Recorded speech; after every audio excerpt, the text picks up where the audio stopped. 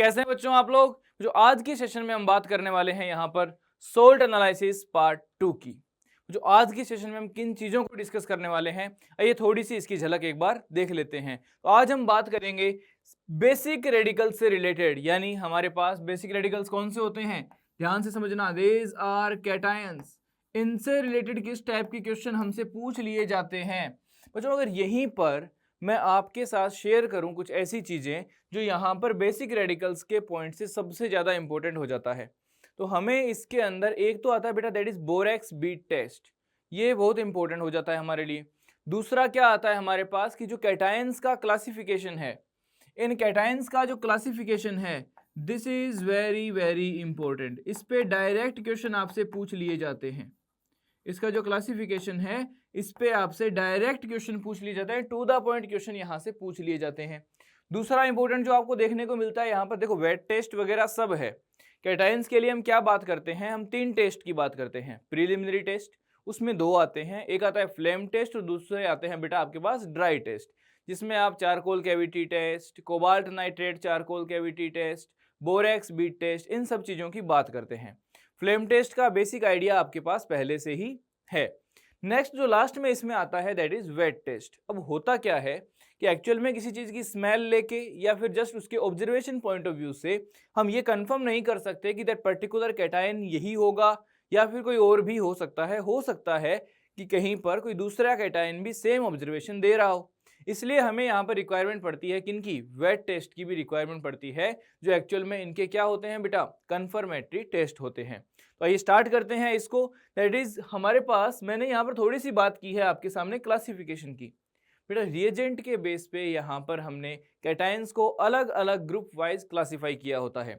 इन groups का periodic table के group से कोई लेना देना नहीं होता, इस बात को ध्यान से समझ लेना, और इसको हमें वहां पर उसमें कंफ्यूज भी नहीं होना है। चलिए अब जैसे जैसे चीजें आएगी, जैसे जैसे क्वेश्चन आएंगे, मैं आपको ये सारी चीजें यहाँ पर बताता चलूंगा, समझाता चलूंगा। चलिए आगे बढ़ते हैं। सबसे पहले बात करते हैं पहले क्वेश्चन की, that is formation of which complex among the following is not a confirmatory test of Pb+2 ion। अब देखिए भैया, Pb+2 के लिए confirmatory टेस्ट की बात करनी है। confirmatory टेस्ट की बात हम तब कर पाते हैं, या किसी कैटायन को एनायन को कंफर्म तब कर पाते हैं जब मेरे पास क्या होता है, कोई ऑब्जर्वेशन आता है। कहने का मतलब क्या है कि या तो मेरे पास जो भी सॉल्यूशन है, या तो जो मेरे पास टेस्ट ट्यूब है उसमें या तो कोई बन जाए प्रेसिपिटेट, या कोई गैस ऐसी निकल जाए जिसकी क्या हो, कोई कैरेक्टरिस्टिक स्मेल हो, या फिर इस सॉल्यूशन का कलर चेंज हो जाए। अब यहाँ पर क्या होता है कि यहाँ पर lead iodide, lead chromate, lead sulphate, इनका सबका क्या होता है बेटा, इनका सबका पर्टिकुलर कुछ ना कुछ कैरेक्टरिस्टिक ऑब्जर्वेशन होती है।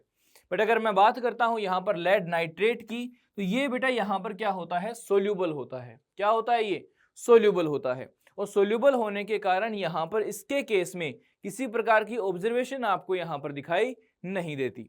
अब जिस पर्टिकुलर पार्ट में आपको ऑब्जर्वेशन दिखाई नहीं देती, वहां पर आप क्या बोल सकते हो, मीन सर वहां पर वो क्या है, ये सोल्यूबल है, तो सर यहाँ पर ऑब्जर्वेशन नहीं दिखेगी, और ऑब्जर्वेशन नहीं दिखेगी तो इस लेड नाइट्रेट के पार्ट से, इसके कारण हम Pb+2 आयन को यहाँ पर कंफर्म नहीं कर सकते कि ये यहाँ पर प्रेजेंट है या नहीं है। वापस से सुन लेना, हम कंफर्म उन्हीं को कर पाते हैं जिनका हमें पर्टिकुलर कोई ऑब्जर्वेशन दिखाई पड़ता है। तो आंसर क्या आ जाएगा इसके पास, यहाँ पर आपका ऑप्शन डी जो है इसका कलर आंसर, करेक्ट आंसर यहाँ पर हो जाएगा।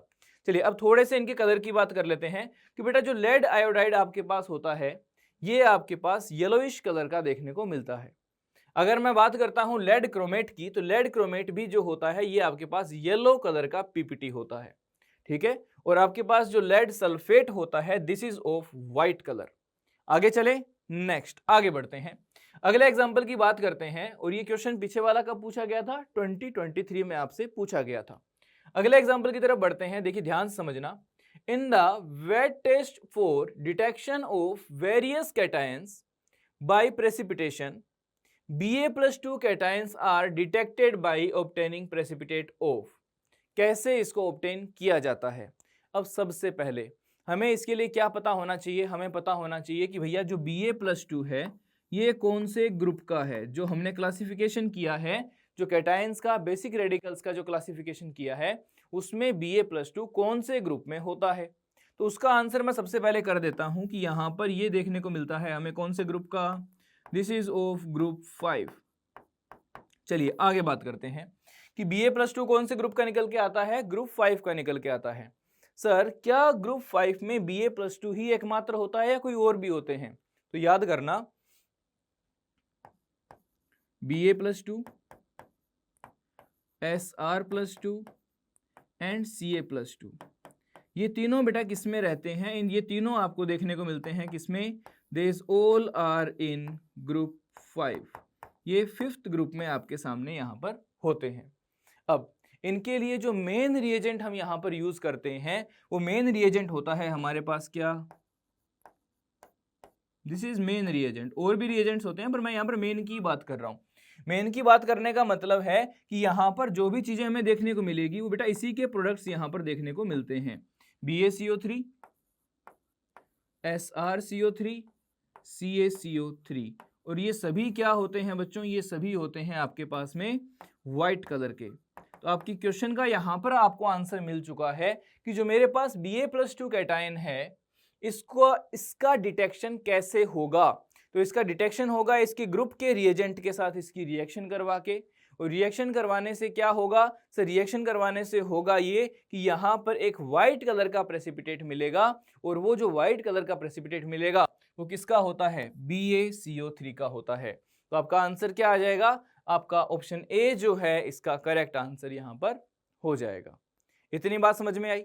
आगे चलें, नेक्स्ट आगे बढ़ते हैं और बात करते हैं अगले एग्जाम्पल की। देखिए ध्यान समझना, ए solution of FeCl3 when treated with K4FeCN6 gives a Persian blue precipitate due to the formation of।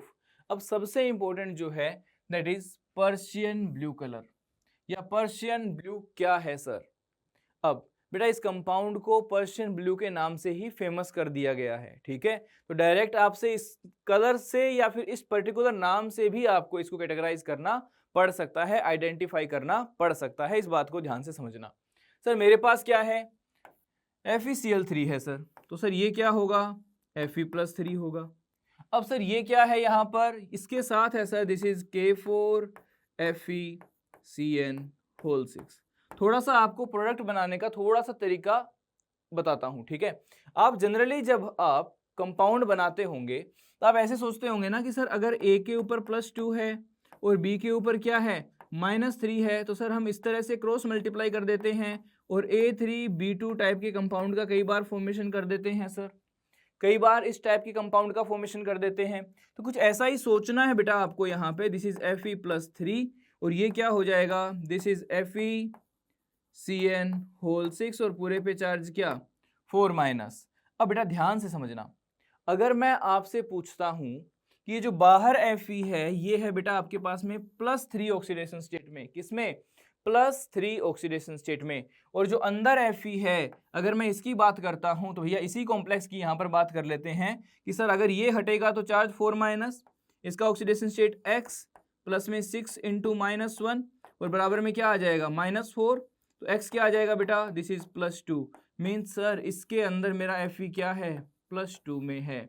अब सर आगे आपने कुछ इस तरह से करके दिखाया था और इस तरह से जब मैं परफॉर्म करता हूं तो बेटा मेरे पास क्या आता है Fe4, अंदर क्या चला जाएगा FeCN6 और बाहर 3। बात समझ में आई। तो ये जो कॉम्प्लेक्स है दिस इज पर्शियन ब्लू। आई बात समझ में। तो आप ऑप्शन मैच कर लीजिए कि कौन सा ऑप्शन यहाँ पर आपके साथ मैच हो रहा है, और ये थर्ड ऑप्शन जो है दैट इज ऑप्शन सी आपका इसका करेक्ट आंसर हो जाएगा। इतनी बात क्लियर हुई। आगे चलें, अब ध्यान से समझना, ये कॉम्प्लेक्स जो है this is very very important. ये डायरेक्ट भी पूछा जा सकता है, मैचिंग लिस्ट में भी पूछा जा सकता है, और भी कई तरीके से पूछा जा सकता है। इस चीज को आपको यहाँ पर ध्यान रखना है।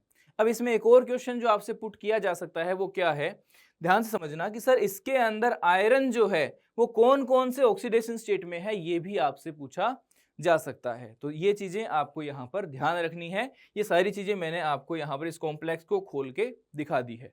आगे चलें, नेक्स्ट समझते हैं, आगे बढ़ते हैं। देखिए ध्यान समझना, अगला क्वेश्चन जो है हमारे पास that is an ammoniacal metal salt solution gives a brilliant red precipitation on addition of dimethyl oxime। अब बेटा ये जो लाइन है ब्रिलियंट रेड प्रेसिपिटेट, अब ये जो ब्रिलियंट रेड प्रेसिपिटेशन जो लाइन है ये एग्जैक्ट एनसीईआरटी की लाइन है। एनसीईआरटी जिसे आप जो कंपाउंड दैट इज आप बात करते हैं that is NiDMG whole twice, इस कॉम्प्लेक्स की जो आप बात करते हैं आप इसके नीचे कई बार लिख देते हैं दैट इज क्या, रोजी रेड पीपीटी। ये रोजी रेड पीपीटी के नाम से भी फेमस है, पर जो एनसीईआरटी इसके अंदर लिखता है बेटा वो नाम लिखता है that is brilliant red PPT. क्या लिखता है, ब्रिलियंट रेड पीपीटी। आई बात समझ में। अब यहां पर तो हमारा क्वेश्चन कंप्लीट हो गया कि ये जो brilliant red PPT dimethyl oxide के साथ जो मिलती है वो किसके साथ मिलेगी, तो बेटा वो मिलती है आपके पास निकल के साथ। और ये बहुत फेमस कंपाउंड है भाई, इसमें आपको बाकी चीजों को चेक करने की रिक्वायरमेंट ही नहीं है। ब्रिलियंट रेड प्रेसिपिटेट पूछा, रोजी रेड पीपीटी पूछी, एकदम से आंसर लगा दीजिए किसका, Ni+2 का। पर ये देख लेना कि बात इसकी हो रही है या नहीं हो रही। अब आगे समझते हैं सर इसमें इंपॉर्टेंट क्या है, क्या चीज ऐसी है जो यहाँ पर ज्यादा इंपॉर्टेंट है। ध्यान समझना कि अगर मैं इसकी स्ट्रक्चर की बात करता हूं तो दिस इज Ni+2। इसकी स्ट्रक्चर बेटा कुछ ऐसी बनी होगी, यहाँ पर नाइट्रोजन, यहाँ पर नाइट्रोजन, यहाँ पर डबल बॉन्ड कार्बन, यहाँ पर भी डबल बॉन्ड कार्बन, ये इसके साथ कनेक्ट हुआ, यहाँ पर CH3, यहाँ पर भी CH3। अब इसके साथ यहाँ पर जुड़ा होगा OH और इसके साथ जुड़ा होगा बेटा O-। इसी तरह से सिमिलरली इस साइड भी जुड़ा होगा दैट इज नाइट्रोजन, नाइट्रोजन, यहाँ पर कार्बन, यहाँ पर भी कार्बन, यहाँ पर आएगा बेटा CH3, यहाँ पर भी क्या आएगा CH3 और इनके बीच में क्या आ जाएगा बेटा सिंगल बॉन्ड, इनके बीच में क्या आ जाएगा सिंगल बॉन्ड। अब जिधर की साइड आपने OH जोड़ा है दूसरी साइड क्या जोड़ दो बेटा O- जोड़ दो, तो यहाँ पर आपको हाइड्रोजन बॉन्डिंग देखने को मिलती है, यहाँ पर आपको हाइड्रोजन बॉन्ड देखने को मिलता है। इसलिए ये कंपाउंड तो आपके पास, ये कॉम्प्लेक्स जो है ये तो आपके पास इंपॉर्टेंट है ही साथ ये जो स्ट्रक्चर है बेटा ये भी अपने आप में बहुत ज्यादा इंपॉर्टेंट है। दिस इज स्टेबल स्ट्रक्चर, ये इस कंपाउंड की स्टेबल स्ट्रक्चर होती है। और यहाँ पर आपको H बॉन्ड दिखाई देते हैं, यहाँ पर आपको हाइड्रोजन बॉन्ड दिखाई देते हैं। आई बात समझ में। अरे भैया हाइड्रोजन बॉन्ड की कहानी तो पता है ना कि hydrogen more electronegative element like fluorine, oxygen, nitrogen इन जैसों के साथ जुड़े हो, कभी कभी क्लोरीन भी हो सकता है। तो ये कहानियां आपको पता है, केमिकल बॉन्डिंग में आपने पढ़ रखी है। तो यहाँ पर स्टोरी किसकी बनती है, हाइड्रोजन बॉन्ड की स्टोरी बनती है। और ये कॉम्प्लेक्स की स्ट्रक्चर क्या होती है, स्टेबल होती है। इतनी बात समझ में आई। आगे चलें, नेक्स्ट एग्जाम्पल की तरफ मूव करते हैं। दैट इज आंसर क्या आ जाएगा, सी ऑप्शन इसका करेक्ट आंसर आ जाएगा। चलिए आगे बात करते हैं। अगला एग्जांपल है आपके पास, during the borax bead test with CuSO4 a blue green color of the bead was observed in oxidizing flame due to the formation of। अब किसका फॉर्मेशन यहां पर हुआ होगा बेटा, ध्यान से समझना, यहां पर चीजों को थोड़ी सी क्लियर कर रहा हूं मैं आप लोगों के लिए। ऑक्सीडाइजिंग फ्लेम को आप एक और नाम से जानते हैं, या फिर यहां पर थोड़ी सी फ्लेम की बात कर लेते हैं कि sir oxidising flame, reducing flame क्या है क्या नहीं। देखिए बेटा ध्यान समझिए, ये मान लीजिए क्या है आपके पास, दिस इज फ्लेम, ये क्या है फ्लेम है। अब ये क्या है, इसका आउटर का पार्ट है। इसी तरह से इसमें क्या होगा, इसके अंदर का भी पार्ट यहां पर होता होगा, ठीक है। दिस इज अंदर का ब्लू कोन। अब बेटा जो बाहर का पोर्शन होता है this is oxidising flame, this is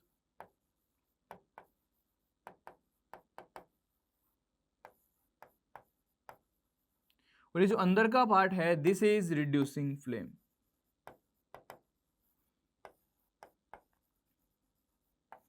अब इसमें जो रिड्यूसिंग फ्लेम के जस्ट ऊपर का पोर्शन होता है ये वाला, ये होता है बेटा आपके पास क्या, हॉटेस्ट पोर्शन। और ये क्वेश्चन आपसे यहां पर जेईई मेन PYQ में पहले, इससे पहले पूछ लिया गया था, 2023 से पहले कभी पूछ लिया गया था, ठीक है। तो ये यहां पर एक और क्वेश्चन मैंने आपके साथ इसमें डिस्कस कर दिया है। अब ध्यान सुनना, यहाँ पर होता है बेटा आपके पास यहाँ पर ब्लैक जोन होता है, कोई ब्लैक जोन होता है जो फ्यूल जो है वो कैरी होता है, दिस इज ब्लैक जोन यहाँ पे। अब जो बाहर का येलोइश पार्ट है दिस इज ऑक्सीडाइजिंग फ्लेम।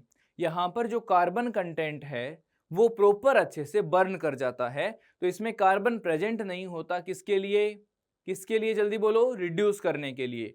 और साथ में बेटा इसको दूसरे नाम से भी बोला जाता है, that is non luminous flame.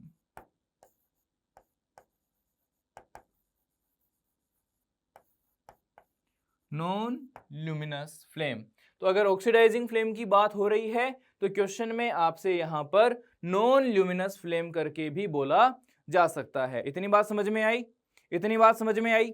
आगे समझते हैं कि अगर मैं बात करता हूं यहां पर रिड्यूसिंग फ्लेम की, रिड्यूसिंग फ्लेम की, तो इसमें बेटा क्या होता है, कार्बन कंटेंट होता है। क्या होता है, कार्बन कंटेंट इसमें थोड़ा होता है, जिसके कारण उसमें कई बार चमक भी आती है, इसलिए इसको बोला जाता है ल्यूमिनस फ्लेम। क्या बोला जाता है, ल्यूमिनस फ्लेम इसको यहां पर बोला जाता है। इस चीज को आपको ध्यान में रखना है। साथ ही साथ मैंने ये भी बताया आपको कि हॉटेस्ट पोर्शन कौन सा होता है, कि ये जो ब्लू कोन है इसके जस्ट अपर वाला जो पोर्शन होता है वो क्या होता है, आपका हॉटेस्ट पोर्शन होता है, हॉटेस्ट रीजन होता है इस फ्लेम का। ठीक है, और ये जेईई मेन पीवाईक्यू में पूछ रखा है आपसे। आगे बढ़ते हैं। तो सर होगा क्या, यहाँ पर ऑक्सीडाइजिंग फ्लेम की आप क्या कर रहे हो, बात कर रहे हो। मीन सर जो मेरा CuSO4 है ये सर ब्रेक करेगा, ये CuSO4 जो है ये टूटेगा किसमें सर, ये CuO में टूटेगा एंड साथ में SO3 में टूटेगा। अब बेटा अगर वेरी हाई टेम्परेचर है तो ये SO2 नहीं, SO3 में टूटेगा। किस में टूटेगा, SO3 में। अब मैंने SO2 बोलने का मतलब समझना ध्यान से कि अगर वेरी हाई टेम्परेचर है तो ये SO3 फर्दर SO2 में टूट जाता है। अगर टेम्परेचर बहुत ज्यादा है तो ये SO3 फर्दर किस में टूट जाता है, SO2 में टूट जाता है। सिमिलरली बेटा इसकी रिएक्शन होती है किसके साथ, B2O3 के साथ, और यहां से फॉर्मेशन होता है किसका, ऑक्सीडाइजिंग फ्लेम के अंदर फॉर्मेशन होता है एक ब्लू ग्रीन कलर के बीड का, और जिसका फॉर्मूला होता है, जिसका फॉर्मेशन होता है that is CuBO2 whole twice. This is cupric metaborate. ध्यान से समझना बेटा कि यहाँ पर क्यूप्रिक मेटाबोरेट का अगर फॉर्मेशन हो रहा है तो पहली चीज वो फॉर्मेशन होगा किसमें, ऑक्सीडाइजिंग फ्लेम के अंदर। उसका कलर क्या आएगा, उसका कलर आएगा blue green colour of the Beed. बात समझ में आई। तो इसका पूरा जो पॉइंट है, जो सारी कहानी है वो मैंने आपको यहाँ पर अच्छे से समझा दी। अब देखो थोड़ी सी मैं आपको यहाँ पर इसकी स्टोरी बताता हूँ कि borax bead test sir perform कैसे किया जाता है। आप क्या करते हो कि आपके पास जो अपरेटस होता है उसके आगे क्या लगा होता है, आपके पास जो आप यूज करते हो उसमें आगे प्लेटिनम वायर लगा होता है। क्या लगा होता है, प्लेटिनम वायर लगा होता है। उस पर आप कैरी करते हो बोरेक्स पाउडर को। फर्दर बेटा जब आप उसको हीट करते हो तो वहां पर वो हाई टेम्परेचर पे जलता है, कन्वर्ट होता है किसमें, एक ट्रांसपेरेंट ग्लासी मास्क के अंदर। उस ट्रांसपेरेंट ग्लासी मास्क को आप लेके जाते हो किसके अंदर, इस टेस्ट सोल्ट के अंदर। और इसके अंदर बेटा इसको क्या करते हो, आप घुमाते हो, इसको रब करते हो। जब इसके अंदर घुमाते हो, इसके उसके ऊपर ग्लासी मास्क के ऊपर चिपका लेते हो, फिर फर्दर जब हीट करते हो, और हीट करने के बाद जो बीड मिलता है उसको कूल होने पे जो कलर होता है उसका आप ऑब्जर्वेशन देखते हैं कि उसका कलर क्या आया है। आई बात समझ में, this is borax bead test. इतनी कहानी क्लियर हुई, इतनी चीजें समझ में आई। तो यहां पर हमने और भी बहुत सारी चीजें क्या है इसमें डिस्कस कर ली है। आगे चलते हैं, नेक्स्ट बात करते हैं किसकी, अगले क्वेश्चन की, that is in the wet test for the identification of various cation by precipitation. चलिए ठीक है सर, किसकी बात कर रहे हैं, वेट टेस्ट की बात कर रहे हैं। ठीक है, which transition element cation does not belong to group 4 in qualitative inorganic analysis. बेटा ध्यान से समझना, यहां पर इनका कैटायंस का क्लासिफिकेशन बहुत इंपॉर्टेंट है। अगर मैं आपसे पूछूं कि इनमें से कौन सा ऐसा है जो ग्रुप 4 से बिलोंग नहीं करता। अब जिन बच्चों को ये टेबल अच्छे से याद है, ट्रिक वाइज ये टेबल जो है वो अच्छे से याद है, तो बेटा वो यहाँ पर इजीली आंसर लगा देंगे कि सर Fe+3 जो है ये यहाँ से बिलोंग नहीं करता। तो सर जिनको नहीं आइडिया वो बताइए कि अगर सर ये Fe+3 नहीं बिलोंग करता तो ये कौन से ग्रुप से बिलोंग करता है, और अगर ये बाकी कर रहे हैं तो क्या ये सब ग्रुप 4 से कर रहे हैं। चलिए मैं इसकी आपको थोड़ी सी कहानी बताता हूं कि अगर मैं यहां पर बात करता हूं दैट इज ग्रुप 3 की, एंड ग्रुप 3 में हमारे पास होते हैं बेटा, ध्यान से समझना, मैं कलर चेंज कर लेता हूं इसका एक बार। This is Fe+3, Al+3, Al+3 को लास्ट में ले लेते हैं, Al+3 को लास्ट में ले लेते हैं, बीच में एक और आ जाएगा, that is Cr+3, Fe+3, Cr+3 and Al+3। अब इसको याद कैसे करना है? इसको याद करना है बेटा, Fe से बनाना फैंक, इससे बनाना कर, क्रोमियम से कर, और एल्यूमिनियम से आलू, फैंक कर आलू। ये हो गए हमारे पास कौन से? ग्रुप 3 के। तो यहां पे ही बात कर लेते हैं कि जो ग्रुप 4 वाले होंगे वो कौन से होंगे। ग्रुप 4 वाले जो यहां पर प्रेजेंट होंगे वो कौन से होंगे? तो ग्रुप 4 में जो होते हैं वो होते हैं बेटा आपके पास में Mn+2, CO+2, Zn+2 and Ni+2। अब इसको कैसे याद करना है? इनको याद करने का तरीका समझना। दिस इज मन, CO को याद करना को, मन को, ZANA जाना नहीं, मन को जाना नहीं। ये आ जाएंगे किसमें? ग्रुप 4 के अंदर। ग्रुप 3 में कौन? फैंक कर आलू, एंड ग्रुप 4 में कौन? मन को जाना नहीं। तो सर हमें पता है ग्रुप 4 में कौन कौन से होते हैं? मन को जाना नहीं। सर इसमें मन गायब है, को है, जाना है, नहीं है, और सर मन यहाँ पर Mn+2 गायब है, उसकी जगह Fe+3 लिया हुआ है। उस पर सर हमें पता है ये कौन से का होता है? This belong to group 3। आई बात समझ में? तो आप देखिए कि यहाँ पर इस पे डायरेक्ट क्वेश्चन आपसे पूछ लिए गए हैं। मैंने आपको एक क्वेश्चन दिखाया, दैट इज Ba+2 का था। अगला क्वेश्चन जो दिखाया दैट इज जेईई मेन 2023 में ही पूछा गया क्वेश्चन है ग्रुप 4 पे। तो हमें अब तक कितने ग्रुप पढ़ चुके हैं? हम ग्रुप 3 की बात कर चुके हैं, 4 की कर चुके हैं, और ग्रुप 5 में भी कौन कौन से होते हैं वो भी मैं आपको यहाँ पर बता चुका हूँ। चलिए आगे बढ़ते हैं, नेक्स्ट बात करते हैं अगले क्वेश्चन की। तो इसका आंसर क्या आ जाएगा? ऑप्शन बी जो है इसका करेक्ट आंसर यहाँ पर हो जाएगा। चलिए अगले क्वेश्चन की तरफ मूव करते हैं, that is match list 1 with list 2। ये अगेन जेईई मेन 2023 में पूछा गया क्वेश्चन था। आपके सामने कुछ कॉम्प्लेक्स गिवन थे और आपका क्या करना था बेटा? आपको यहाँ पर इनके करस्पॉन्डिंग कलर को यहाँ पर टिक करना था। चलिए अब अगर मैं आपसे क्वेश्चन में पूछूं, क्या आप इस डी ऑप्शन को पहचानते हैं? पर्शियन ब्लू, क्या आप इसे पहचानते हैं? पर्शियन ब्लू कौन सा कलर? सर नाम के अंदर ब्लू लिखा हुआ है, सर नाम में ही क्या लिखा हुआ है? ब्लू लिखा हुआ है। तो डी का आंसर क्या आएगा बेटा? डी का आंसर आ जाएगा क्या? फोर्थ। इसका आंसर क्या आ जाएगा? फोर्थ आंसर आ जाएगा। और सर फोर्थ आंसर के अंदर अब आप देखिए बेटा, अगर आपको यही एकमात्र एक याद है, this is the only compound you remember, तो भी आप क्या कर लोगे? इस क्वेश्चन को आसानी से निकाल पाओगे और आप आंसर आ जाएगा क्या? बी ऑप्शन, जिस क्योंकि डी के साथ फोर्थ एक में ही टिक है सर, एक में ही यहां पर लगा हुआ है। तो ऑप्शन बी आपका करेक्ट आंसर हो जाएगा। चलिए मैं बाकियों की बात कर लेता हूं। ऑप्शन ए में जो आपको दिखाई देता है बेटा, this is white colour compound, this is white colour compound. आगे बात करते हैं K3CONO2 6। तो इसकी अगर मैं बात करता हूं ऑप्शन बी की, तो this is of yellow colour. और आप इसको कहां पढ़ेंगे? आप इसको पढ़ेंगे CO के टेस्ट में। कोबाल्ट के लिए जो टेस्ट पढ़ते हैं आप, उसके अंदर आप इसकी चर्चा करेंगे। ऑप्शन ए वाले कंपाउंड को आप पढ़ते हैं जब आप मैग्नीशियम की बात करते हैं तब।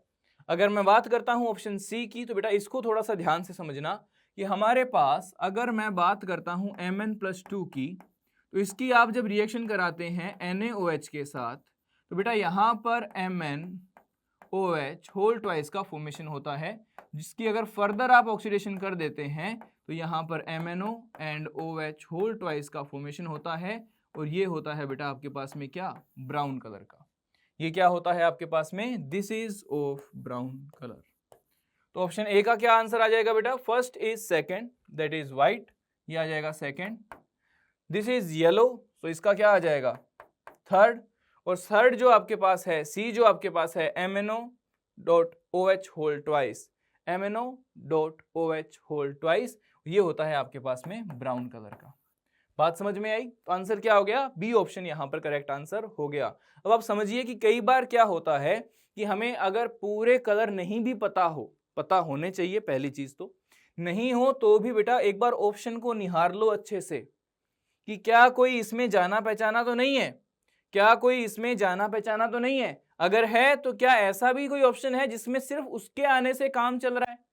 तो ध्यान से देखना, इन चीजों को भी यहां पर हमें क्या करना पड़ता है, देखना पड़ता है, इन पे फोकस करना पड़ता है। आगे बढ़े, नेक्स्ट अगले क्वेश्चन की तरफ मूव करते हैं। That is given below are two statements. अब यहां पर दो स्टेटमेंट आपके सामने दिए गए हैं।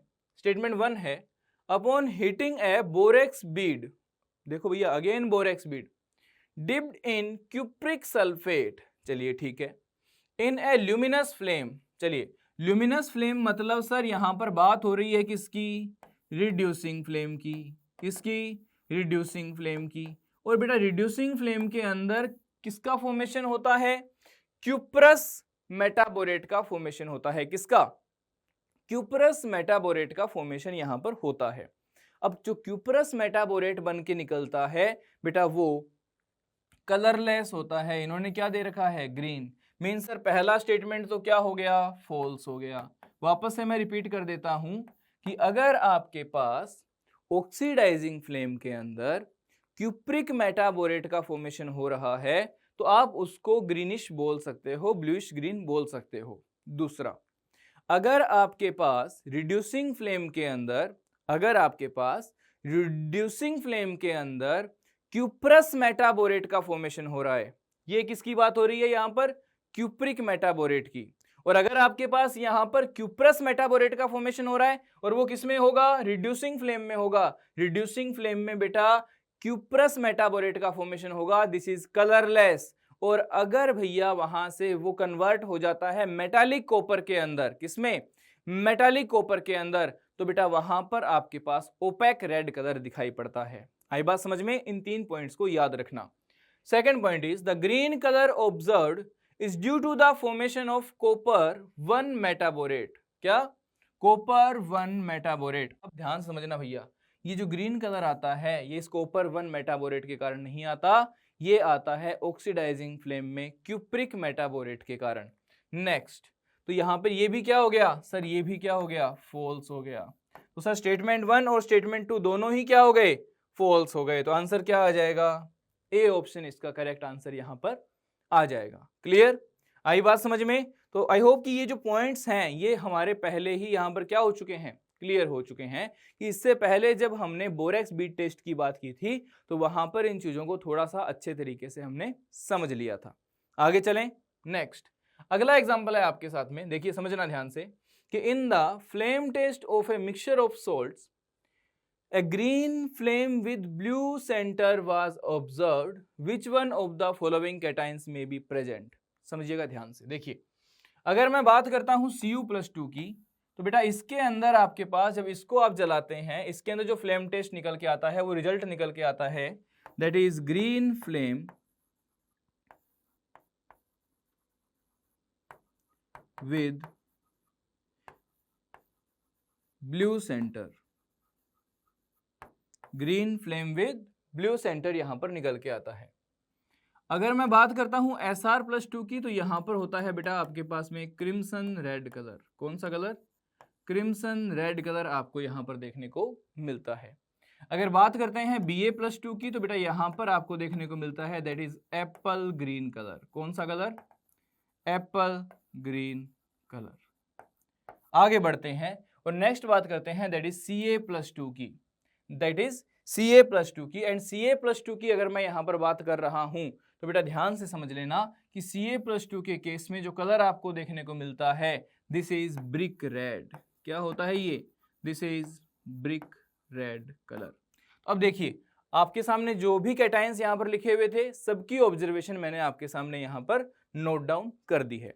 अब आपको क्या समझना है कि इसका आंसर क्या होगा, जल्दी से बताइए। तो आंसर क्या हो जाएगा, A option that is Cu+2 इसका करेक्ट आंसर यहां पर हो जाएगा। आगे चलें, नेक्स्ट तो आंसर क्या हो जाएगा, ऑप्शन ए।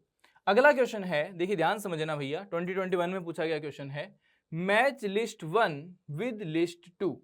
चलिए ये लिस्ट 1 में कुछ कैटायंस गिवन है, लिस्ट 2 में कुछ कैटायंस ग्रुप रिएजेंट्स गिवन है, आपको इनकी बात करनी है। अब मैं आपको चीजें क्लियर करता हूं थोड़ी सी।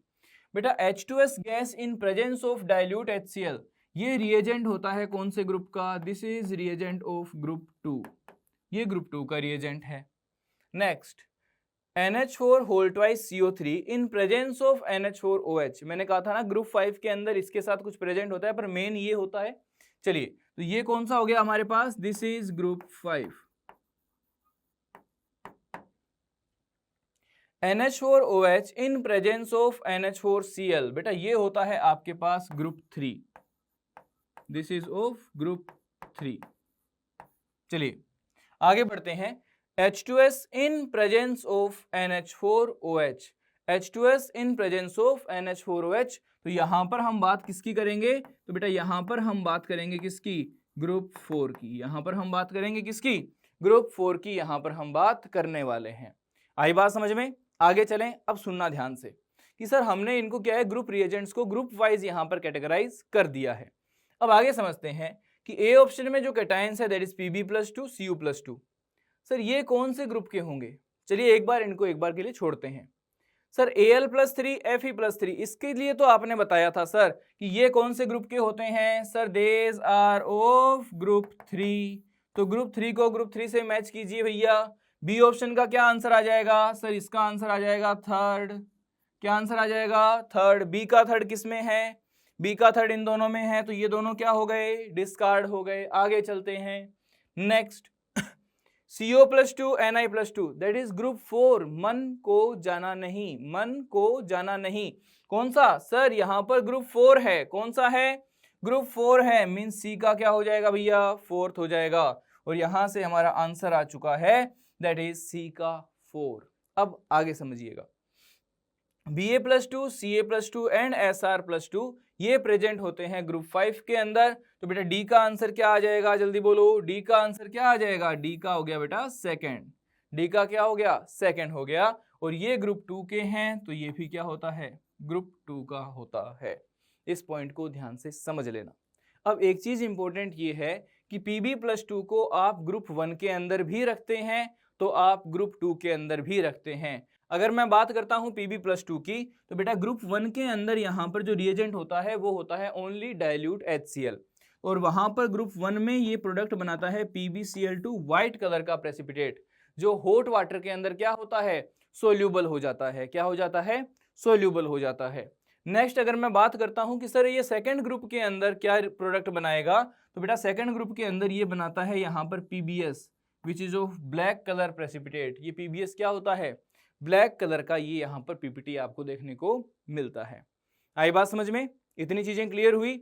अब आगे समझिएगा, इसमें एक इंपॉर्टेंट चीज है दैट इज Al+3, कि Al+3 जब इसकी रिएक्शन इन रिएजेंट्स के साथ होती है, तो बेटा यहां पर फॉर्मेशन होता है किसका? AlOH होल थ्राइस का। और ये जो AlOH होल थ्राइस मिला है, ये एक्चुअल में कई जगह इसको व्हाइट पीपीटी बोल देते हैं, but it is actually white gelatinous PPT.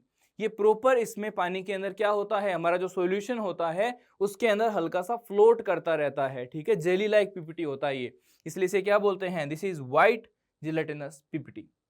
Fe के साथ जो मिलेगा that is FeOH whole thrice, that is FeOH whole thrice, और ये होता है आपके पास में रेडिश ब्राउन कलर का प्रेसिपिटेट। आगे बढ़ते हैं। नेक्स्ट बात करते हैं कि यहां पर जो CO+2 एंड Ni+2 अगर ग्रुप 4 के रिएजेंट के साथ रिएक्ट करते हैं, तो यहां पर जो इनके जो प्रेसिपिटेट का कलर मिलता है वो होता है ब्लैक कलर का। कौन से कलर का? ब्लैक कलर का। ये Ba+2 Ca+2 तो मैं ऑलरेडी बता चुका हूं आपको, इसकी भी कहानी क्लियर कर दी। एंड Cu+2 भी यहां पर ब्लैक कलर का प्रेसिपिटेट बनाता है, किसके साथ? S2- के साथ। तो CuS क्या मिलता है? ब्लैक कलर का प्रेसिपिटेट। बातें समझ में आई? इनके करस्पॉन्डिंग इन रिएजेंट्स के साथ जो प्रेसिपिटेट मिलेंगे उनकी भी बात हमने यहां पर कर ली है। आगे चलते हैं, तो आंसर क्या हो जाएगा?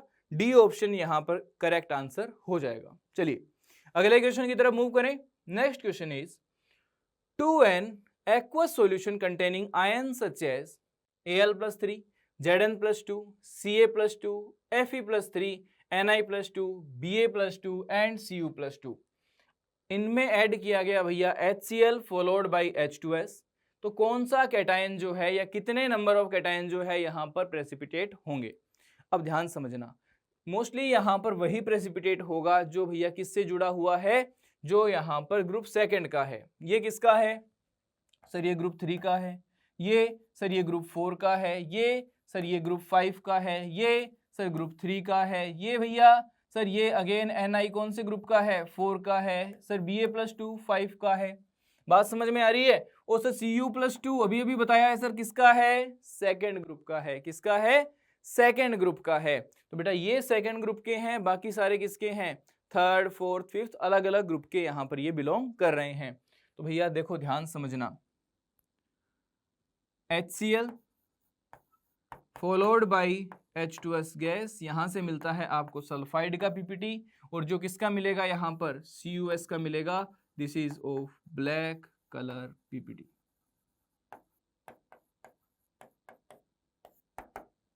आई बात समझ में? तो आंसर क्या हो जाएगा? फर्स्ट ऑप्शन इसका करेक्ट आंसर हो जाएगा। चलिए ठीक है। अब ये चीजें यहां पर क्यों काम आती है, ग्रुप वाइज रिएजेंट की बात क्यों करते हैं, सुनना, थोड़ा सा उसका प्रोसेस बता देता हूं आपको ताकि थोड़ी सी कहानी और क्लियर हो जाए। देखिए भैया ध्यान समझना कि मान लीजिए ये मेरे पास क्या है? This is unknown salt solution. ये मेरे पास क्या है? कोई अननोन सोल्ट का सॉल्यूशन है। अब इस सॉल्यूशन के अंदर मेरे को नहीं पता कि कौन सा कैटायन है कौन सा एनायन है। सबसे पहले आइडेंटिफाई करते हैं एनायन को, उसके बाद कैटायन को। अब सर एनायन को पहले आइडेंटिफाई क्यों करते हैं? क्योंकि बेटा कुछ एनायन ऐसे होते हैं कि अगर आपने कैटायन का टेस्ट पहले परफॉर्म किया तो वो उसमें भी अपना टेस्ट दे देते हैं, इसलिए पहले एनायन को साइड में कर दिया जाता है, उनको आइडेंटिफाई कर लिया जाता है। अब समझना कैटायन के लिए, ठीक है, कैटायन का टेस्ट लिया, आपने इसका सॉल्यूशन बनाया और इसके अंदर क्या डाला बेटा? सबसे पहले group 1 reagent that is dilute HCl। अगर यहां पर ग्रुप 1 का कोई भी कैटायन प्रेजेंट है, अब ग्रुप 1 में कौन कौन से होते हैं सर, वो भी आपको यहां पर पता होना चाहिए। अगर यहां पर ग्रुप 1 में कौन जो भी कैटायन प्रेजेंट होते हैं अगर है तो बेटा इसके डाइल्यूट HCl को डालते से ही क्या हो जाएंगे? वो यहां पर सेपरेट आउट हो जाएंगे। क्या हो जाएंगे? यहां पर सेपरेट आउट हो जाएंगे। तो यहां पर हमें क्या मिल जाएगा? यहां पर हमें रेजिड्यू मिल जाएगा। और अगर ग्रुप 1 के कैटायन नहीं है तो बेटा हमें क्या मिल जाएगा? यहाँ पर फिल्ट्रेट मिल जाएगा, और इसको हम इसके अंदर फिर आगे क्या पास कर देंगे? H2S गैस पास कर देंगे। और अगर वहां पर ग्रुप सेकंड का कोई कैटायन प्रेजेंट है तो भैया सेकंड का कोई कैटायन प्रेजेंट है तो वहां पर वो क्या कर देगा? पीपीटी बना लेगा। अगर नहीं है तो अगेन फिल्ट्रेट मिलेगा, उसको फर्दर आगे ले जाएंगे अलग अलग ग्रुप्स की टेस्टिंग के लिए। इतनी बात समझ में आई? तो ये पूरा प्रोसेस है, ये इस तरह से चलता रहता है। आगे चलते हैं नेक्स्ट एग्जांपल पे, यहां पर हम बात कर लेते हैं। इसका आंसर क्या आया? ऑप्शन बी इसका करेक्ट आंसर हो गया। देखिए आगे चलते हैं। Next is which one of the following when dissolved in water gives coloured solution in nitrogen atmosphere. तो ये थोड़ा सा ध्यान में रख लेना कि यहां पर जो CuCl2 है दिस इज यहां पर ये ब्लूइश कलर यहां पर शो करता है। कौन सा कलर शो करता है? ब्लूइश कलर शो करता है। ZnCl2 जो आपकी इसकी बात करूं मैं तो ये बेटा यहां पर क्या होता है? कलरलेस होता है, और यहां पर this will show bluish colour. तो आपका आंसर क्या हो जाएगा? इस पर्टिकुलर क्वेश्चन का ऑप्शन सी क्या हो जाएगा? करेक्ट आंसर यहां पर हो जाएगा। आई बात समझ में? बाकी इन दोनों की मैं बात करता हूं तो ये दोनों क्या रहेंगे? यहाँ पे इनसोल्यूबल फॉर्म में रहेंगे। आगे चलते हैं, नेक्स्ट बात करते हैं अगले क्वेश्चन की, that is the potassium ferrocyanide solution gives A Persian blue colour. अब देखो भैया इस क्वेश्चन को कितनी बार देख रहे हो आप? अलग अलग ईयर के अंदर कौन सी बार देख रहे हो ये ध्यान से समझ लेना। और मैं बार बार इसीलिए इस क्वेश्चन को यहां पर बता रहा हूं क्योंकि ये बहुत ज्यादा इंपॉर्टेंट है, ये आपसे बार बार पूछा जा सकता है। अब आप खुद से सोचो कि सर आपने यहां पर बताया था कि सबसे पहले तो मेरे को पता होना चाहिए कॉम्प्लेक्स क्या बनेगा। क्या बनेगा? Fe4 FeCN6 और यहां पर 3। सर ये कैसे बना होगा? तो भैया ये चार्ज इसके ऊपर रहा होगा और ये वाला इसके ऊपर रहा होगा, तो दिस इज Fe+3। ये क्या रहा होगा सर? ये क्या रहा होगा? तो ये रहा होगा भैया आपके पास Fe+3, और दूसरा क्या रहा होगा बेटा? दिस विल बी FeCN6 और पूरे पे चार्ज क्या? 4-। अब देखो जल्दी से, पोटेशियम फेरोसाइनाइड यानी बात हो रही है यहाँ पर K4 FeCN6 की, जिसमें Fe क्या है? +2 में है। और बेटा यहाँ पर इसके लिए मेरे को किसके साथ रिएक्शन करानी पड़ेगी, Fe+3 के साथ रिएक्शन करानी पड़ेगी, और जो किसमें है, डी ऑप्शन में है। यहाँ पर क्या है, दिस इज Fe+3, यहाँ पर ये क्या है, Fe+3 में है, आयरन अपने +3 ऑक्सीडेशन स्टेट में है। तो आंसर क्या आ जाएगा इस क्वेश्चन का, ऑप्शन डी जो है वो क्या हो जाएगा, करेक्ट आंसर हो जाएगा। आगे चलें, नेक्स्ट आगे बढ़ते हैं अगले क्वेश्चन की तरफ, that is match list 1 with list 2। अब भैया देखो यहां पर आपको बात करनी है, मेटल आयन गिवन है लिस्ट 1 में, और लिस्ट 2 में गिवन है ग्रुप इन क्वालिटेटिव एनालिसिस। चलिए, group 3, group 2, group 2B, group 4। अब सर आपने यहाँ पर ग्रुप 2A और 2B को कैसे कैटेगराइज किया है, बेटा कुछ कैटायन ऐसे होते हैं, कुछ कैटायन ऐसे होते हैं जिनका जो सल्फाइड का पीपीटी मिलता है हमें, वो येलो अमोनियम सल्फाइड में सोल्यूबल होते हैं, और कुछ येलो अमोनियम सल्फाइड में सोल्यूबल नहीं होते। तो जो येलो अमोनियम सल्फाइड में इनसोल्यूबल होते हैं उन्हें हम 2A के अंदर कैटेगराइज करते हैं, और जो येलो अमोनियम सल्फाइड में सोल्यूबल होते हैं उन्हें हम 2B में कैटेगराइज कर देते हैं।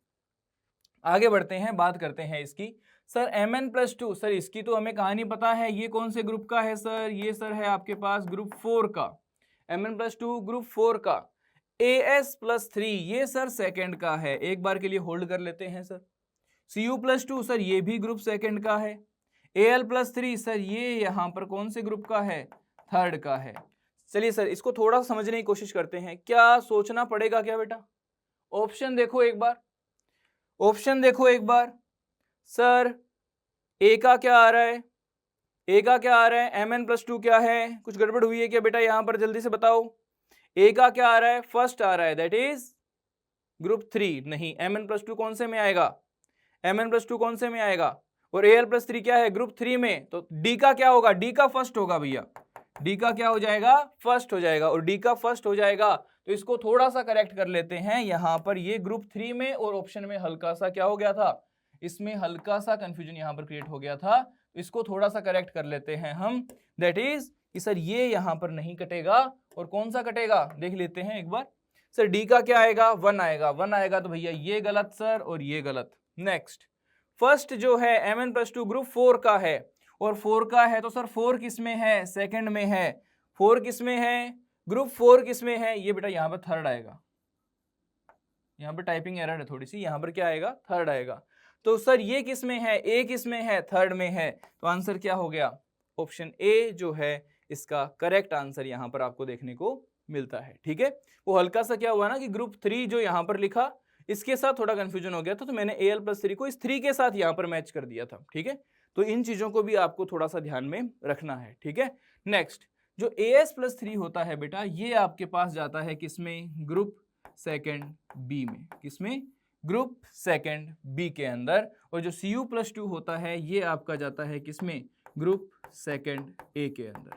इन चीजों का आपको यहां पर ध्यान रखना है। आगे बढ़ें, नेक्स्ट आगे चलते हैं अगले एग्जाम्पल की तरफ, दैट इज अगला एग्जाम्पल क्या है भैया, देखो गिवन बिलो आर 2 स्टेटमेंट्स। पहला, कलरलेस क्यूप्रिक मेटाबोरेट। अब पहली चीज तो क्यूप्रिक मेटाबोरेट भैया कलरलेस नहीं होता, यहां पर ब्लूइश ग्रीन कलर का हमें क्या मिलता है, बीड मिलता है, is reduced to cuprous metaborate in a luminous flame. Luminous flame की बात करते हैं रिड्यूसिंग फ्लेम में, तो बात सही है कि यहां से क्यूप्रिक मेटाबोरेट से ये क्यूप्रस मेटाबोरेट में यहां पर कन्वर्ट होता है, इतनी लाइन तो सही है, बट कलरलेस क्यूप्रिक मेटाबोरेट नहीं होता, इसलिए बेटा पहला स्टेटमेंट क्या हो गया, फॉल्स हो गया। और अगर मैं आपको कहूं तो यहां से आगे इसको पढ़ने की भी जरूरत नहीं है, कलरलेस क्यूप्रिक मेटाबोरेट की बात हम नहीं करते, ये कलर्ड होता है, ये जो क्यूप्रस मेटाबोरेट होता है ये कलरलेस होता है। आगे चलें, next, cuprous metaborate is obtained by heating boric anhydride and copper sulfate in a non luminous flame। ये देखिए भैया, non luminous flame, non luminous flame का मतलब हो गया ऑक्सीडाइजिंग फ्लेम, और ऑक्सीडाइजिंग फ्लेम के अंदर क्यूप्रस मेटाबोरेट का फॉर्मेशन नहीं होता, क्यूप्रिक मेटाबोरेट का फॉर्मेशन होता है। तो स्टेटमेंट 2 भी क्या हो गया, यहां पर फॉल्स हो गया, क्या हो गया, फॉल्स हो गया। तो आंसर क्या आ गया, सी ऑप्शन इसका करेक्ट आंसर यहां पर हो जाएगा। आई बात समझ में। अब देखिए बोरेक्स बीट टेस्ट पे डायरेक्ट उस एक पॉइंट पे कितने क्वेश्चन आपसे पूछ लिए गए हैं, तो आप उस पर्टिकुलर रिएक्शंस को, 2-4 रिएक्शंस को भी याद कर लोगे तो भी यहां पर हमारे लिए बढ़िया काम हो जाएगा। आगे चलें, नेक्स्ट अगला एग्जांपल क्या है। A metal A on heating in nitrogen gas gives compound B, B on treatment with H2O gives a colorless gas which when passed through CuSO4 solution gives a dark blue violet colored solution। A और B क्या है, अब सुनिएगा ध्यान से, इसको solve करते हैं। देखिए अब आप थोड़े से ऑप्शन की तरफ जाइए। मेटल A जो है वो Na हो सकता है या फिर Mg हो सकता है। अब लॉजिकली सोचो सर, जब हमने एस ब्लॉक पढ़ा है तो हमने पढ़ा था कि N2 के साथ रिएक्शन कौन देता है और कौन नहीं देता। थोड़े से उस कॉन्सेप्ट को याद करो तो आपको पता चलेगा कि जो मेटल A है वो कौन होगा, Mg होगा। कौन होगा, मैग्नीशियम होगा। और जब इसकी रिएक्शन N2 के साथ होती है तो भैया यहाँ पर फॉर्मेशन होता है किसका, Mg3N2 का फॉर्मेशन होता है। किसका, Mg3N2 का यहाँ पर फॉर्मेशन होता है। अब इसको आप थोड़ा सा क्या कर लीजिए, बैलेंस कर लीजिए। क्या कर लीजिए, बैलेंस कर लीजिए। यहाँ पर 3 कर दीजिए, बस यहाँ पर ये क्या हो गई आपकी रिएक्शन, बैलेंस हो गई। अब जब आप इसकी रिएक्शन पानी के साथ करते हो, H2O के साथ करते हो, तो अगर मैं आपको इसमें थोड़ा सा इसको ब्रेक करके देखते हैं अपन, that is Mg+2 and N3-, तो सर H2O टूटेगा H+ एंड OH- में, तो H+ जाएगा सर इसके पास, OH- जाएगा इसके पास, क्या मिलेगा सर, हमें मिलेगा MgOH होल ट्वाइस और साथ में मिलेगा ये क्या, NH3 गैस। अब इस गैस की यहां पर बात हो रही है। इसको जब आप CuSO4 सॉल्यूशन में पास करते हैं तो बेटा ध्यान से समझना, यहाँ पर Cu+2 का अमोनिया के साथ एक कॉम्प्लेक्स का फॉर्मेशन होता है। और वो जो कॉम्प्लेक्स का फॉर्मेशन होगा, वो कौन से कलर का होगा, डार्क ब्लू वॉयलेट कलर का या फिर डीप ब्लू कलर का वो सॉल्यूशन होता है। बात समझ में आई, इतनी बात समझ में आई। आगे बढ़े, नेक्स्ट। अब तो आंसर क्या आ जाएगा, ऑप्शन ए जो है इसका यहां पर करेक्ट आंसर हो जाएगा। आगे चले, अगले एग्जांपल की तरफ मूव करते हैं। That is a colourless aqueous solution containing nitrates of 2 metals X and Y when it was added to a aqueous solution of NaCl white precipitate मिलता है। अब देखो व्हाइट प्रेसिपिटेट किस किस का मिलेगा, अब कुछ लॉजिकली सोच लो ना एक बार। Cl- के साथ किस किस की रिएक्शन पढ़ते हो। अगर मैं पहला ही ऑप्शन देखूं तो सर AgCl और सर PbCl2 दोनों ही क्या होते हैं, व्हाइट कलर के होते हैं। ठीक है सर, आगे चलते हैं, अगले ऑप्शन पे जाने की जरूरत ही नहीं पड़ेगी आपको। This precipitate was found to be partially soluble in hot water. ठीक है, ये जो PbCl2 है बेटा ये हॉट वाटर में पार्शियली सोल्यूबल होता है, मतलब हॉट वाटर के अंदर अगर आपने गर्म पानी में इसको डाला है तो सोल्यूबल हो जाएगा, कूल करने पे ये वापस क्या मिला बना देता है, व्हाइट कलर का PPT बना लेता है। चलिए, अगर आपने हॉट वाटर में डाला तो ये पार्ट जो है ये तो क्या हो जाएगा, soluble in hot water. This is soluble in hot water. But ये बेटा जो है ये हॉट वाटर में सोल्यूबल नहीं होता। अब आगे समझते हैं। तो मींस जब इसको हॉट वाटर में डाला गया तो यहां पर पार्शियली सोल्यूबिलिटी देखने को मिली, कुछ पार्ट सोल्यूबल हो गया और कुछ पार्ट सोल्यूबल नहीं हुआ। नेक्स्ट, अब क्या किया कि जो रेजिड्यू है, रेजिड्यू मींस AgCl, सर इस AgCl को यहां से उठाया गया। चलिए भैया आगे क्या किया गया, इसको यहां पर डाला गया किसमें, NH3 में। किसमें, NH3 में। तो बेटा यहाँ पर फॉर्मेशन हुआ AgNH3 होल ट्वाइस और पूरे पे चार्ज क्या, प्लस। तो ये क्या होता है, दिस इज सोल्यूबल। तो AgCl एक्सेस अमोनिया में क्या होता है बेटा, सोल्यूबल होता है। और साथ ही साथ सोडियम थायोसल्फेट में भी क्या होता है, सोल्यूबल होता है।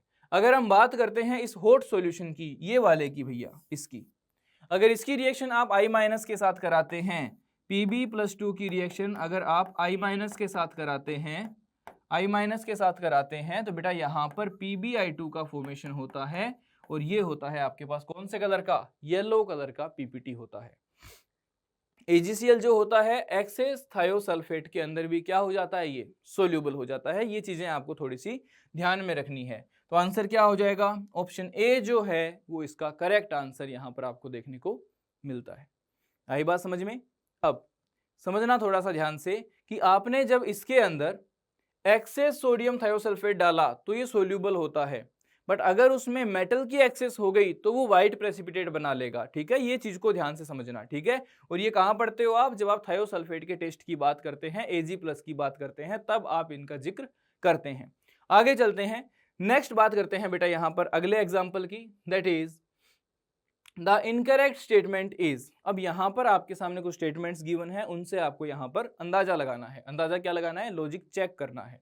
देखिए, ferric ion gives blood red colour with potassium thiocyanide, ये सही है। FeSCN होल थ्राइस जो फॉर्म होता है वो होता है बेटा ब्लड रेड कलर का कंपाउंड। आगे बढ़ते हैं, क्या पता लगाना है? करेक्ट या इनकरेक्ट पता लगाना है भैया। तो पहला तो करेक्ट है, Cu+2 and Ni+2 gives black PPT with H2S in presence of HCl solution। ध्यान से समझना बेटा, ग्रुप सेकंड के जो हमारे पास होते हैं, जो कौन है यहाँ पर? Cu+2 है, इनके लिए यहाँ पर डाइल्यूट HCl विद H2S, ये यहाँ पर सफिशिएंट होता है इनको यहाँ पर प्रेसिपिटेट बनाने के लिए। बट Ni+2 जो है ये है बेटा आपके पास कौन से ग्रुप का? दिस इज फ्रॉम ग्रुप 4, और जो ग्रुप 4 का होता है उसमें H2S के साथ बेटा यहाँ पर NH4OH ऐड किया जाता है। किसके साथ? H2S के साथ, ताकि यहाँ पर बेसिक मीडियम प्रोवाइड हो, और बेसिक मीडियम प्रोवाइड होने के कारण यहाँ पर H2- का जो कंसंट्रेशन है वो ज्यादा होता है। तब जाके ग्रुप 4 वाले जो कैटायंस होते हैं like Mn+2, CO+2, Ni+2, Zn+2, इनका प्रेसिपिटेट यहाँ पर मिलता है। अगर इसकी कंसंट्रेशन कम होगी तो इनका प्रेसिपिटेट नहीं मिलेगा। ग्रुप 2 वालों के अंदर एसिड इसीलिए यूज किया जाता है यहाँ पे ताकि H2- की कंसंट्रेशन कम हो, क्योंकि अगर बाई चांस ग्रुप 4 का कैटायन प्रेजेंट है तो वो ग्रुप 2 के टाइम पे टेस्टिंग ना दे दे। तो भैया इनका एक साथ जो है वो यहाँ पर पॉसिबल नहीं हो पाता। बाकी ये भी ब्लैक कलर का प्रेसिपिटेट देंगे और ये भी ब्लैक कलर का प्रेसिपिटेट देंगे, ये चीजें सही है। बट यहाँ पर Ni+2 के लिए बेसिक मीडियम की रिक्वायरमेंट पड़ती है, और Cu+2 एसिडिक मीडियम में यहाँ पर पीपीटी दे देगा। आगे चलते हैं, Cu+2 salt give red colored borax bead test, again borax bead test in reducing flame। अगर बेटा ये मेटालिक कॉपर में कन्वर्ट हुआ है तो ये जरूर से रेड कलर का, ओपेक रेड कलर का बीड आपको वहां पर देखने को मिलता है। तो ये भी क्या है? करेक्ट है। Next, Cu+2 ion gives chocolate brown coloured precipitate with potassium ferrocyanide, और इसका जो फॉर्मूला होता है वो आप देख लीजिए यहाँ पर, दिस इज Cu2 FeCN6, ये होता है आपके पास में क्या? चॉकलेट कलर्ड प्रेसिपिटेट या chocolate brown coloured precipitate, Cu+2 का किसके साथ? पोटेशियम फेरोसाइनाइड के साथ। आगे चलते हैं, अगला एग्जांपल है, इसका करेक्ट आंसर क्या आएगा भैया? आपसे क्वेश्चन में पूछा है इनकरेक्ट, मींस इसका इनकरेक्ट ऑप्शन कौन सा हो जाएगा? ऑप्शन बी इसका क्या हो जाएगा बेटा? इनकरेक्ट ऑप्शन हो जाएगा। आगे चलें, नेक्स्ट आगे देखिएगा, अगला एग्जांपल है आपके पास, that is the cation that will not be precipitated by H2S in presence of dilute HCl। Sir जो कैटायन, पर्टिकुलर कैटायन मेरे पास ग्रुप सेकंड का नहीं है, ये कौन से ग्रुप के रिएजेंट है भैया? अगर मैं बात करता हूं आपके सामने ग्रुप 2 के रिएजेंट की, अगर इसके रिएजेंट की बात करता हूं तो इसके अंदर आएगा आपके पास में क्या? डाइल्यूट HCl प्लस में H2S। अब ये है ग्रुप 2 का रिएजेंट। सर Cu+2, सर ये ग्रुप 2 का है। Pb+2, सर ये ग्रुप 1 में भी आता है और 2 में भी आता है। As+3, जी हाँ सर ये ग्रुप 2 में है। CO+2 ये कौन से ग्रुप में है? सर ये तो अभी अभी पढ़ा है भैया, ग्रुप 4 के अंदर है। कौन से में है? ग्रुप 4 के अंदर है। तो आंसर क्या आ जाएगा? ऑप्शन डी इसका करेक्ट आंसर आ जाएगा कि CO+2 जो है वो इस पर्टिकुलर सेक्शन में आपका प्रेसिपिटेट नहीं होगा। इसके लिए आपको एसिडिक की जगह बेसिक मीडियम की रिक्वायरमेंट पड़ेगी H2S के साथ। आई बात समझ में? चलें आगे, नेक्स्ट अगला एग्जांपल देखिए, which of the following compounds is not coloured yellow? कौन से में येलो कलर नहीं होता? ऑप्शन ए की अगर मैं बात करता हूं बेटा, this is very famous canary yellow colour precipitate, this is canary yellow PPT, canary yellow PPT. अगर मैं बात करता हूँ BaCrO4 की, तो ये भी कौन से कलर का होता है बेटा? येलो कलर का होता है। K3CONO2 होल 6, ये भी कौन से कलर का होता है? येलो कलर का होता है। बट अगर मैं बात करता हूँ Zn2FeCN होल 6 की, तो बेटा ये क्या होता है? This is of white colour. कौन से कलर का? व्हाइट कलर का। और आपसे क्या पूछा है ऑप्शन में? क्वेश्चन में क्या पूछा है? कौन सा येलो कलर, कौन सा येलो कलर का नहीं है? ऑप्शन सी आपका आंसर हो जाएगा कि सर ये पर्टिकुलर कॉम्प्लेक्स जो है ये कौन से कलर का है? व्हाइट कलर का है। तो यही हमारा क्या हो जाएगा? आंसर हो जाएगा। चीजें क्लियर हुई? समझ में आया किस टाइप के क्वेश्चन बेसिक रेडिकल्स में पूछे जाते हैं? आई होप कि आपको ये चीजें क्लियर हो गई होगी। और कौन से पर्टिकुलर कंपाउंड्स हमसे बार बार पूछ लिए जाते हैं, ये भी थोड़े से चीजें क्लियर हुई होगी। नेक्स्ट आगे चलें। अब समझना, इन लाइनों को समझना थोड़ा सा, कि विजेता सपने देखने वाला होता है जो कभी हारता नहीं है। मीन्स हमें ड्रीम तो देखना है, ड्रीम देखना है कि हमारा टारगेट क्या है, जो हमारा ड्रीम है वो क्या है। बट उसके रास्ते में जो आने वाली प्रॉब्लम्स हैं, जो चैलेंजेस हैं, उनसे हमें हारना नहीं है, उनका हमें डट के सामना करना है। और उसके लिए हमें खुद पे विश्वास सबसे पहले करना होगा। तो भैया सपने देखो, बट उनको पूरा करने में जो चैलेंजेस आ रहे हैं उनका भी डट के मुकाबला करो। तो ये सारे क्वेश्चंस और ये लाइंस आपको अच्छे से समझ में आ गई होगी। Thank you.